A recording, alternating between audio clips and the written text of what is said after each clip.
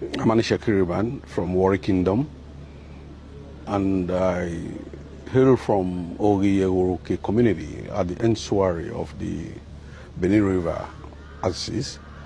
My parents are from Ojogun lineage. Ojogun is the founder of Ogi, which was founded about 400 years ago, if not more. And Ojogun had 5 children. I'll call them for you.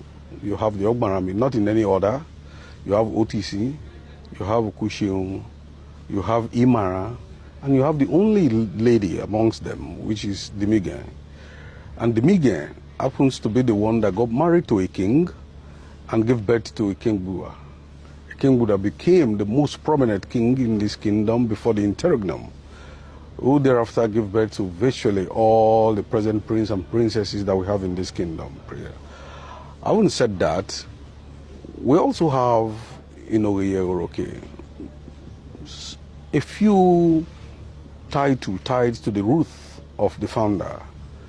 The founder didn't just found only Ogi, he founded Okowo in Warri South. He also founded Boshedua in Warri South. And his title used to be Ojogun. And his appellations are very thick ones, very tough ones. Some people call him Atile Tugugu, if you know the meaning. They also call him Umale. They call him Ulo, and all of that. And in that village, we have an Imara title, which is tied to the root of the people, tied to one of the sons. And then we have Ojogun himself. And then we also have Iyasherute Iteni in the past. These are the 3 major titles that are tied to Iyoroke. Whichever one that may come, I may not know.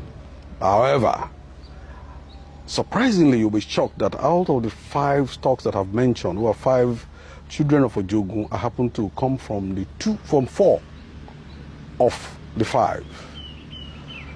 My father is from Ogbarami directly. He also got related to the Imara family, to the Imara stock. And my mother also hails from Ogi, connected to the OTC, and just like that. So it's only the Idimige family, that is the only lady that I'm not really too connected to. But then we see ourselves as one. Ogi is one, and also from Boshedua. We're all one.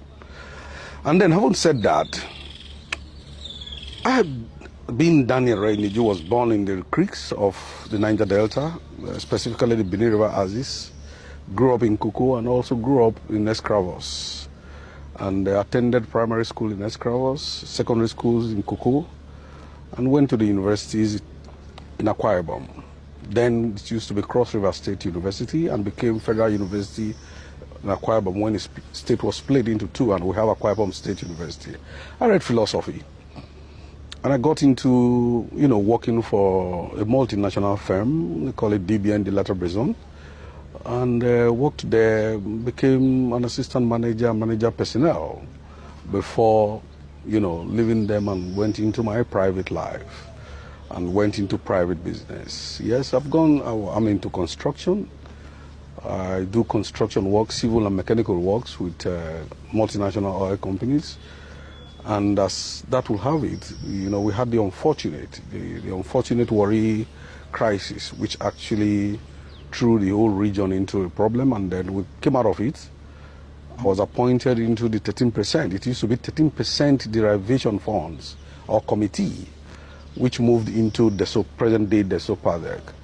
I was there for a couple of months, about 9 months thereafter. I went into politics, and I was elected to represent the good people of Warri Federal Constituency in the National Assembly.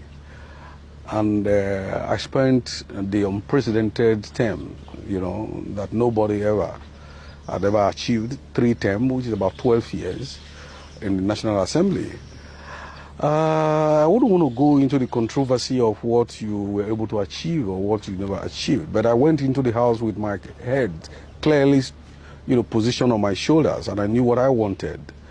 I went for a high-stake projects, which some of them till this moment is still the talk of everywhere. One, my pain before I got into the house as an Ishekiri activist was linking the interland to the riverine.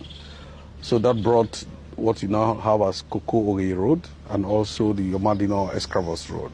Those were the two major first critical projects that I tried to pull to my area. Until this very moment, we're struggling to see it completed. It's slow. One is not too happy about that. But then we are very hopeful. I'm very hopeful that one day it will come to fruition. It doesn't really matter. We can only say you started, I started it, but who ends it doesn't really matter. But provided the road is completed at the end of the day, and I think that is my goal. I'll be happy to see anybody, round it up, but we push together to make sure it is achieved. The point, what most people do not understand about the Warri Kingdom is very dynamic and very spiritual. It comes to you when you least expect it. I wasn't expecting I was going to be a chief in the year 2025. Most people had already, will say, so you mean you weren't a chief? I said, no, I wasn't a chief. I haven't been a chief. I never intended to be a chief at any time because it's unpredictable, in Warri Kingdom. It comes when it wants to come, and it is at the will of the king. So now that it has come, I feel I'm not growing younger. This is a time for me to now discharge the second phase of my services to my people. And what does that mean? It comes with a huge moral and ethical responsibility.